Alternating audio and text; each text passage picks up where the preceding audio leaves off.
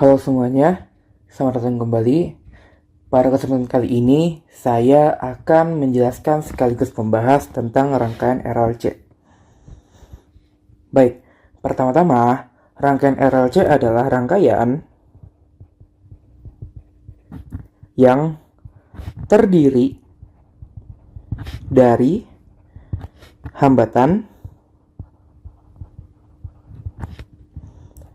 induktor,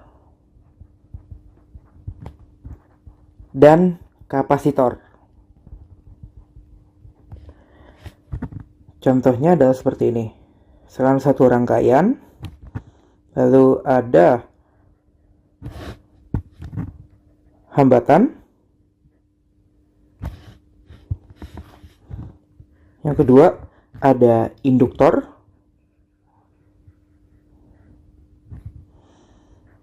yang ketiga ada kapasitor. Nah, semuanya dihubungkan dengan sumber arus AC atau arus bolak-balik. Baik, kita bahas yang sumber tegangan dulu ya, yaitu sumber tegangan AC atau arus bolak-balik. Pertama, sumber tegangan AC atau arus bolak-balik itu tidak seperti DC atau lurus atau seperti biasanya, di mana sumber tegangan ini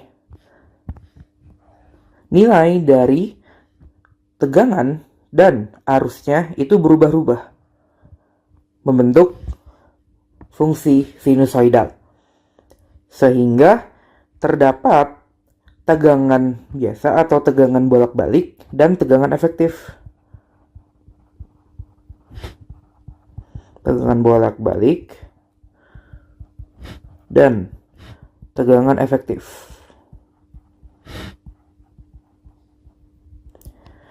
Tidak hanya tegangan, arus juga bolak-balik dan efektif. Baik. Nah, tegangan bolak-balik dan arus bolak-balik itu mempunyai titik tertinggi atau maksimal. Nah, hubungan antara efektif dan maksimal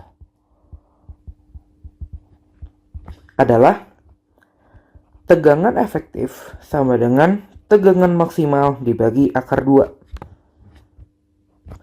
Sama seperti tegangan, arus juga sama. Arus efektif sama dengan arus maksimal dibagi akar 2. Baik, kita sudah mengenal tentang arus AC. Selanjutnya adalah kita mengenal tentang induktor dan kapasitor.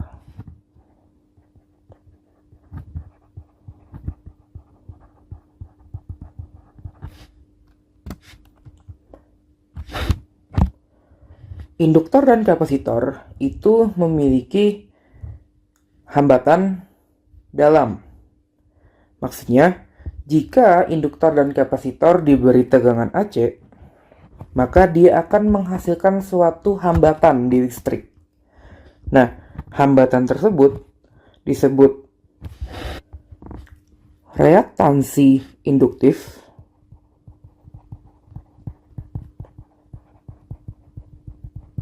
dan reaktansi kapasitif. Nah, saat induktor dan kapasitor tadi diberi arus bolak-balik, induktor murni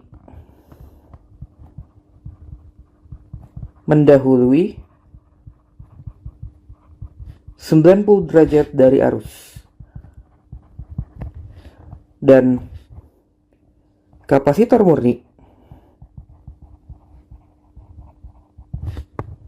terlambat 90 derajat dari arus. Maksudnya apa? Misalkan kita mempunyai suatu fungsi dari arus hambatan, arus induktor, dan arus kapasitor. Kita buat warna merah saja. Jika hambatan dimulai seperti ini, arusnya, yaitu arus bolak-baliknya, maka induktor mendahului 90 derajat, berarti seperti ini.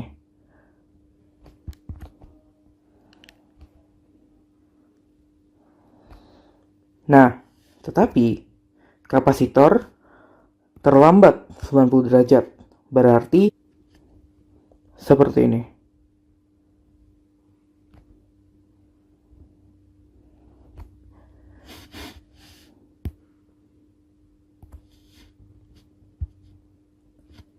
Sehingga terdapat reaktansi induktif dan reaktansi kapasitif. Reaktansi induktif itu disebut XL, di mana rumusnya adalah omega dikali L, atau 2πf dikali L. Lalu reaktansi kapasitif itu adalah XC, yaitu 1 per omega dikali C, atau 1 per 2πf dikali C. Nah, pertama-tama ini adalah omega, bukan W ya. Omega adalah kecepatan sudut. Maksudnya, seberapa cepat sih ini berubah seperti itu. Dan F itu adalah frekuensi, atau frekuensi dari fungsi atau arus bolak-balik sinusoidal. Nah, selanjutnya yaitu rangkaian RLC atau rangkaian seri RLC.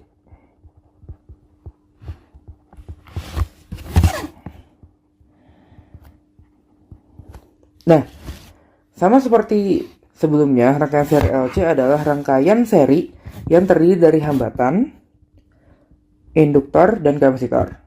Nah, untuk tegangan atau V itu rumusnya adalah VR kuadrat tambah VL min VC kuadrat. Maksudnya apa? Tegangan pada hambatan dikuadratkan ditambah selisih dari tegangan pada induktor dan tegangan pada kapasitor dikuadratkan. Ini adalah tegangan total dari rangkaian seri RLC. Kalau misalkan kita gambar dengan diagram fasor, maka akan menjadi seperti ini.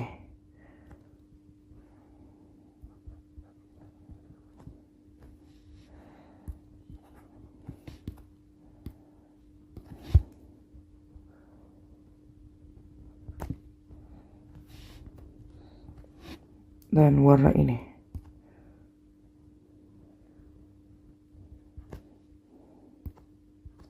Nah, untuk warna biru adalah VL dan warna ungu adalah VC. Jika kita jumlahkan atau dengan rumus ini, maka akan terdapat satu tegangan total seperti ini. Anggap saja seperti ini. Nah, lalu karena rangkaian seri, arus memiliki nilai yang sama.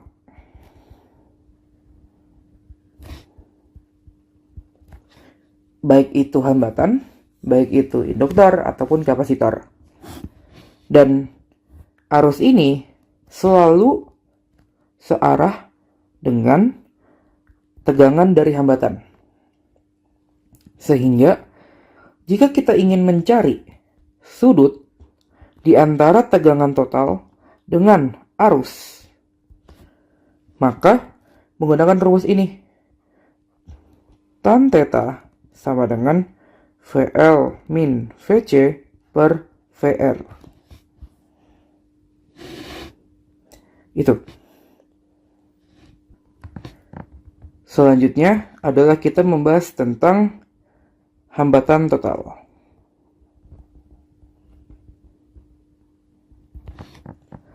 Di dalam seri RLC, hambatan total disebut impedansi atau disimbolkan dengan huruf Z. Z ini adalah akar dari R kuadrat ditambah XL kurang XC kuadrat. Mirip seperti ini. Mirip seperti tegangan. Dikarenakan jika kita membuat diagram fasor dari hambatan, baik itu hambatan dari hambatan ataupun hambatan dari induktor maupun kapasitor, bentuknya sama seperti tegangan. Seperti ini.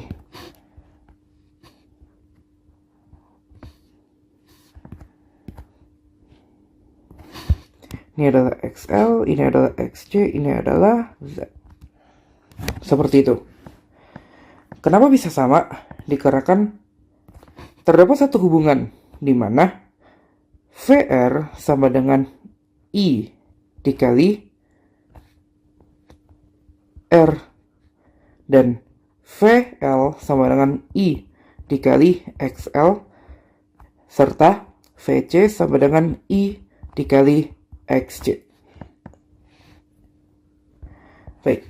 Nah, misalkan kita simpulkan, berarti pertama Z sama dengan akar dari R kuadrat ditambah XL min XC kuadrat.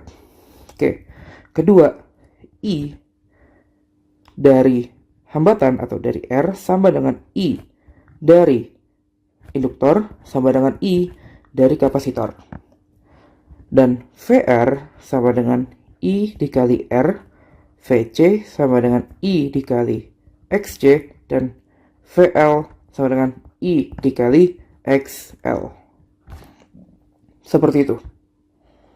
Sehingga terdapat rumus yang awal yaitu V total sama dengan akar VR kuadrat ditambah XL ditambah VL min VC kuadrat.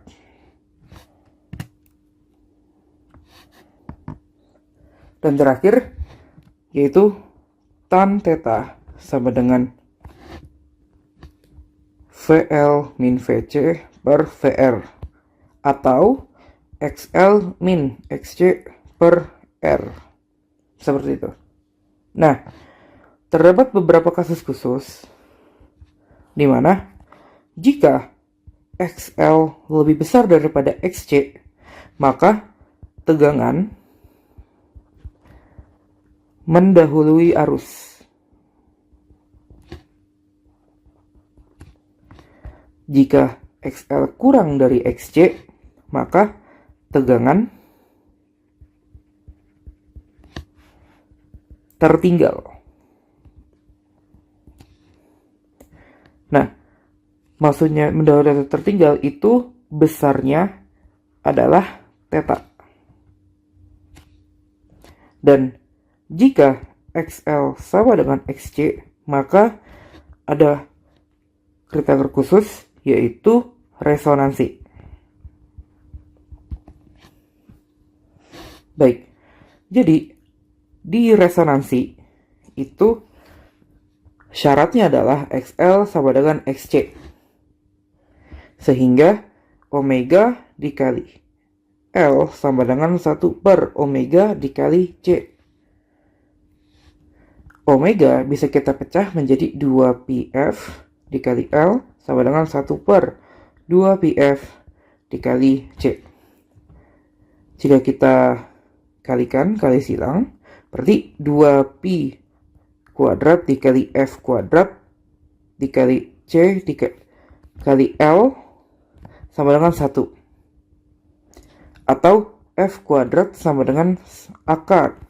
F kuadrat sama dengan 1 per 2π dikuadratkan dikali 1 per C dikali L. Atau L dikali C. Sama saja. Lalu F sama dengan akar dari 1 per 2π dikuadratkan dikali 1 per L dikali C. Karena ini bisa dipisah dan ini bisa dicoret, kuadrat dan akarnya menjadi 1 per 2 pi dikali akar 1 per LC. Berarti saat resonansi terjadi, kita dapat mengetahui frekuensi dari arus bolak-balik tersebut. Pada saat ini juga, impedansi rangkaian menjadi minimum, sehingga Z sama dengan R.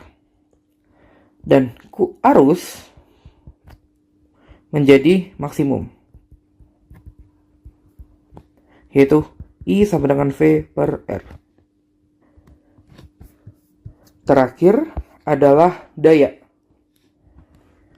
Daya atau power pada rangkaian adalah V efektif dikali I efektif dikali cos theta. Atau sama aja menjadi I kuadrat dikali R.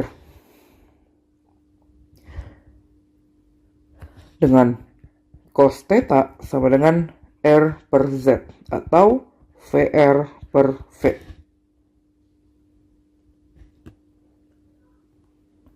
Baik, nah coba kita buat catatannya. Pertama, rangkaian seri RLC. Kita buat catatan saja.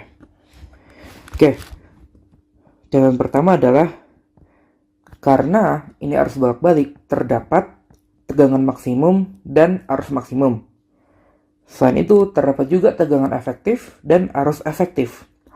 Hubungan antara arus efektif dengan arus maksimum adalah I efektif sama dengan I maksimum dibagi akar 2. Sama seperti arus, tegangan juga sama. V efektif sama dengan V maksimum per akar 2. Oke. Lalu, terdapat hambatan dalam dikarenakan arus bolak-balik bertemu dengan induktor dan kapasitor, sehingga muncul reaktansi induktif dan reaktansi kapasitif, di mana dibuat XL sama dengan omega dikali L sama dengan 2 PF dikali L, dan XC yaitu reaktansi kapasitif yaitu 1 per omega kali C sama dengan 1 per 2 PF dikali C. Lalu untuk rangkaian seri terdapat impedansi atau hambatan total yaitu menjadi R kuadrat ditambah XL min XC kuadrat dengan tan theta sama dengan XL min XC per R.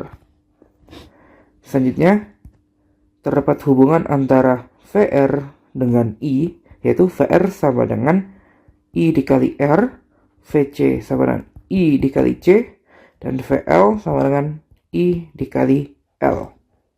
Sehingga membuat V total sama dengan akar dari VR kuadrat ditambah X ditambah VL kurang VC dikuadratkan.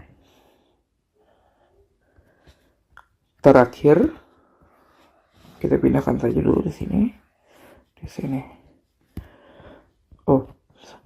Nambahkan juga tan theta sama dengan XL min XC per R, sama juga seperti VL min VC per R. Lalu catatan lagi, resonansi, yaitu dimana frekuensi resonansi sama dengan 1 per 2 pi dikali akar 1 per LC. Dan terakhir adalah daya, P sama dengan V efektif dikali I efektif dikali cos theta atau I kuadrat dikali R. Selanjutnya kita akan masuk ke latihan soal.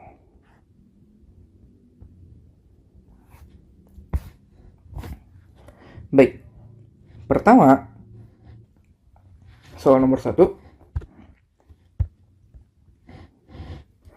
Terdapat rangkaian RLC berikut.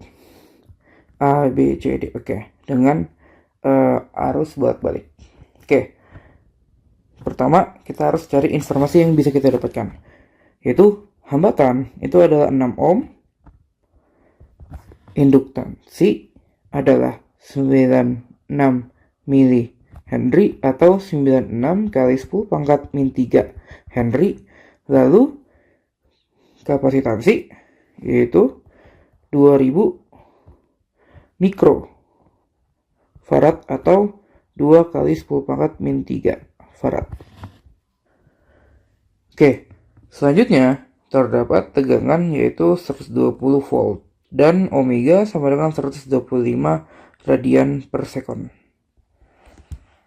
Oke, kita dicari VAB. Oke, pertama, untuk mencari VAB kita diperlukan I dikali R, sehingga kita memerlukan I atau arus.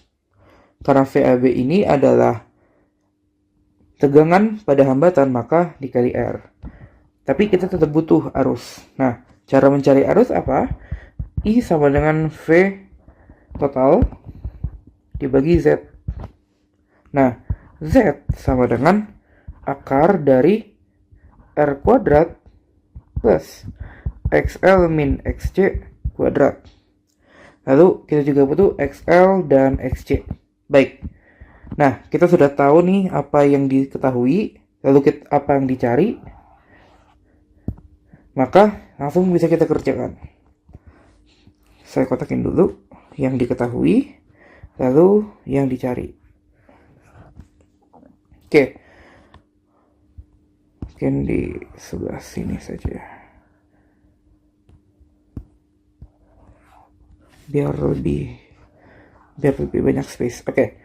Pertama, kita butuh XL dan XC. XL sama dengan 2 PF dikali L atau omega dikali L. Sehingga bisa langsung saja kita tulis omeganya 120, L-nya itu adalah 96 kali 10 pangkat min 3. Oh, 125 dikali 96 kali 10 pangkat min 3. Hasilnya adalah 12.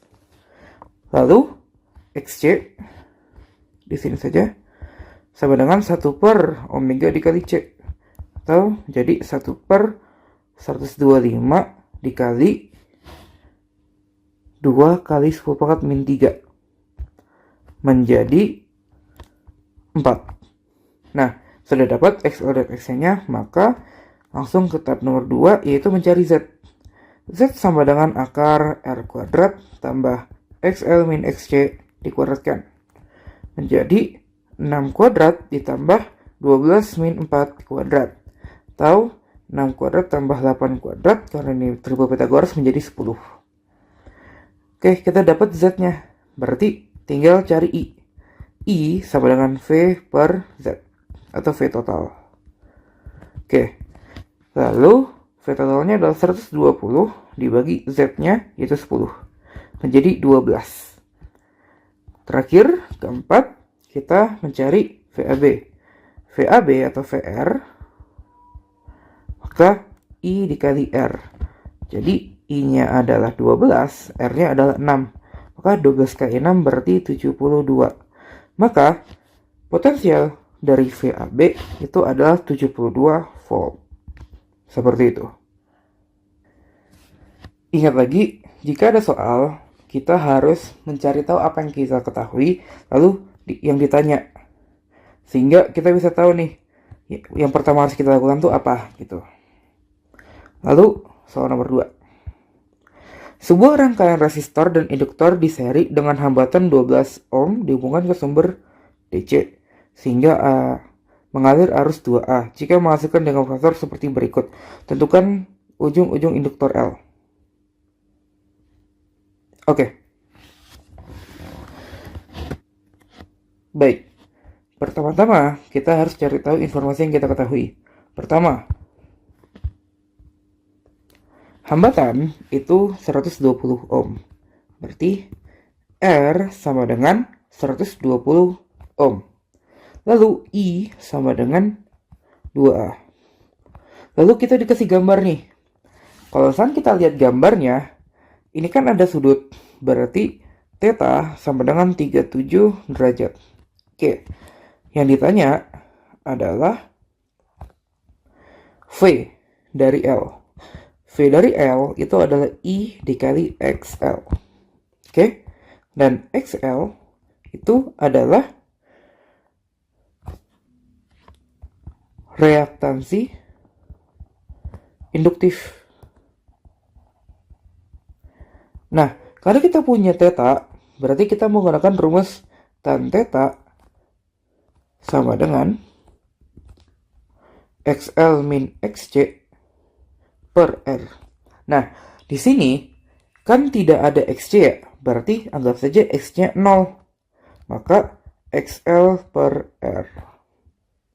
Oke, berarti kita sudah tahu R-nya, kita sudah tahu I-nya, oh, dan theta-nya sudah ada. Oke, berarti bisa langsung dikerjakan. Oke, pertama, tan 37 derajat sama dengan XL per R. Jadi, XL sama dengan, kita kali saja, R dikali tan 37 derajat. Atau, R-nya adalah 120, dan tan 37 derajat itu adalah 3/4. Lalu bisa kita coret. Ini berarti 30, maka 90. Atau XL sama dengan 90. Oke, lalu kita cari VL. Ini yang kedua, ini yang pertama. VL sama dengan I dikali XL. I-nya sudah tahu, yaitu 2. XL-nya sudah tahu, yaitu 90. Maka 120. Maka VL atau tegangan pada ujung induktor adalah 120 volt. Oh, maaf, 180. 180 volt. Seperti itu. Oke, mungkin setelah ini soal terakhir. Oke. Sebuah rangkaian RLC dirangkai seri dengan nilai R sama dengan 100 ohm, L sama 0,25 pH, dan C sama dengan 1000 pi mikrofarad. Tentukan besar frekuensi resonansi. Oke, langsung saja. Resonansi atau frekuensi resonansi adalah 1/2 pi dikali akar dari 1/L dikali C. Oke? Oh, oke. Maaf.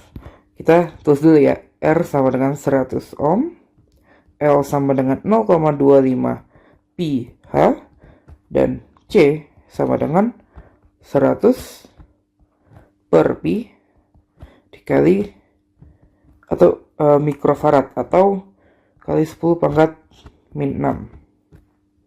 Oh gitu, terus mikrofarad dulu saja.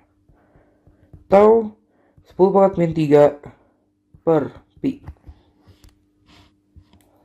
Kita tulis ulang ini.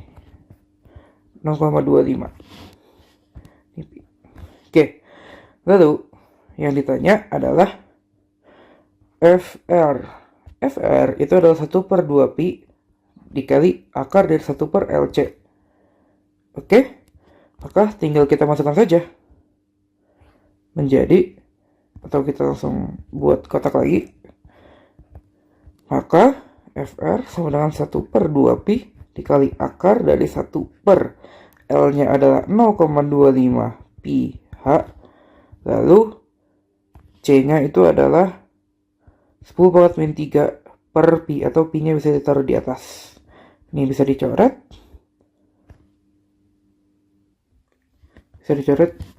Oh, ini ada tambahan pi 1 nih. Lalu 10 pangkat min 3-nya dinaikin ke atas jadi 1000. Berarti 1/2 pi dikali akar dari 1000 dibagi 0,25. Sehingga menjadi 1/2 pi dikali 20 akar 10. Oke. Ini. Nah, jadi di dalam soal ini kita menggunakan pi itu mendekati akar 10. Mungkin teman-teman bisa coba gunakan kalkulator ya. Pi itu, akar 10 itu mendekati pi. Maka ini bisa kita coret. Lalu ini 10, berarti jawabannya mendekati 10. Atau bisa teman-teman tulis saja sama dengan ya. Tapi ingat teman-teman, bahwa pi itu mendekati akar 10 ya, bukan sama dengan akar 10 gitu. Baik, mungkin itu aja yang bisa saya sampaikan. Kurang lebihnya mohon maaf. Sampai jumpa lagi teman-teman. Dadah.